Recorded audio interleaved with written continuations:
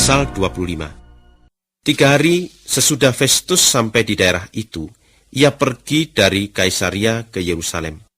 Di sana imam-imam kepala dan pemimpin-pemimpin Yahudi mengajukan kepadanya pengaduan mereka terhadap Paulus. Mereka terus saja membujuk Festus, supaya atas kebaikan hatinya kepada mereka, ia mau menyuruh orang membawa Paulus ke Yerusalem. Sebab mereka sudah sepakat untuk membunuh dia di tengah jalan. Tetapi Festus menjawab, Paulus sedang ditahan di Kaisaria, dan saya sendiri pun tidak lama lagi akan kembali ke sana. Jadi biarlah orang-orang terkemuka di antara kalian pergi bersama-sama saya ke Kaisaria dan memperkarakan dia di sana. Kalau memang ia sudah melakukan sesuatu kesalahan. Sesudah tinggal di Yerusalem kira-kira 8 atau 10 hari lagi, Festus kembali ke Kaisaria. Besoknya ia mengadakan sidang pengadilan dan memerintahkan supaya Paulus dibawa menghadap. Ketika Paulus tiba, orang-orang Yahudi yang telah datang dari Yerusalem berdiri di sekelilingnya dan mulai mengajukan tuduhan-tuduhan yang berat terhadapnya. Tetapi mereka tidak dapat membuktikan tuduhan-tuduhan itu.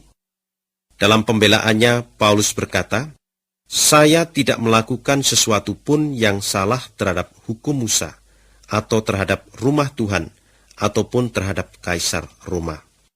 Tapi Festus mau mengambil hati orang Yahudi. Maka ia bertanya kepada Paulus, maukah engkau pergi ke Yerusalem untuk diadili di sana, di depan saya, mengenai tuduhan-tuduhan itu?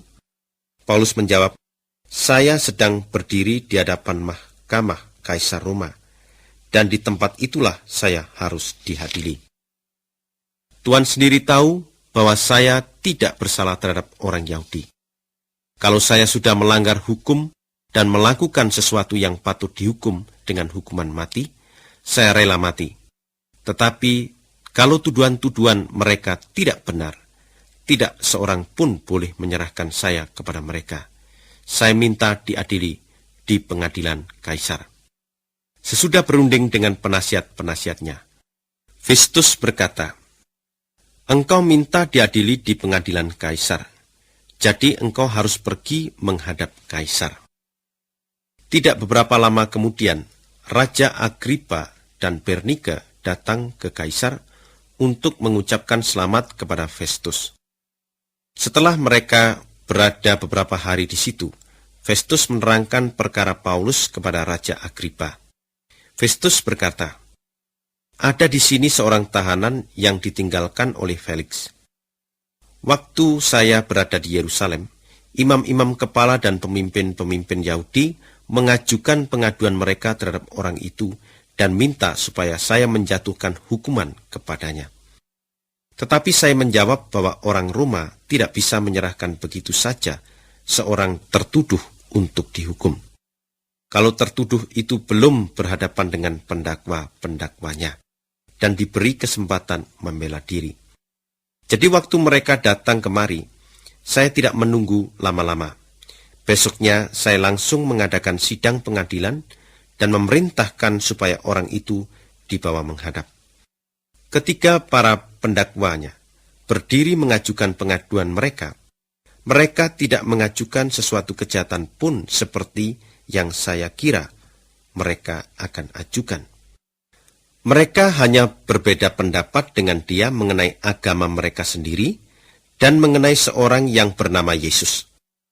Orang itu sudah mati, tetapi Paulus berkeras bahwa orang itu hidup.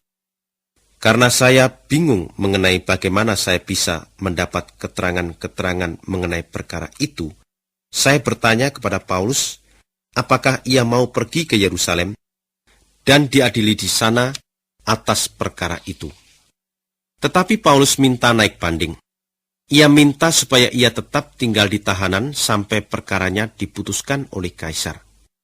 Oleh sebab itu saya memerintahkan supaya ia ditahan terus, sampai saya mendapat kesempatan untuk mengirim dia kepada Kaisar. Lalu Agripa berkata kepada Festus, saya sendiri pun ingin mendengar orang itu. Besok Tuan dapat mendengarnya, jawab Festus. Besoknya Agripa dan Bernike datang dengan upacara kebesaran. Mereka memasuki ruang sidang bersama-sama dengan pembesar-pembesar angkatan perang dan orang-orang terkemuka di kota itu. Atas perintah Festus, Paulus dibawa masuk. Lalu Festus berkata, "Baginda Agripa dan para hadirin, orang ini sudah diadukan kepada saya oleh seluruh bangsa Yahudi, baik yang di Yerusalem maupun yang di sini. Mereka menuntut dengan berteriak-teriak bahwa ia tidak patut dibiarkan hidup.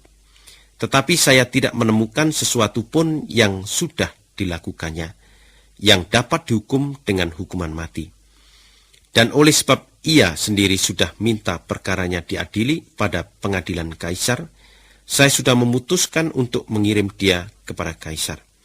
Tetapi saya belum mempunyai sesuatu keterangan yang tegas mengenai dirinya untuk ditulis dalam surat saya kepada Kaisar. Itu sebabnya saya menghadapkan dia kepada tuan-tuan sekalian, terutama sekali kepada Yang Mulia Baginda Agripa. Maksud saya ialah supaya sesudah pemeriksaan ini ada bahan bagi saya untuk menulis. Sebab menurut perasaan saya, tidaklah pada tempatnya mengirim seorang tahanan dengan tidak menyatakan kesalahan-kesalahan yang dituduhkan kepadanya."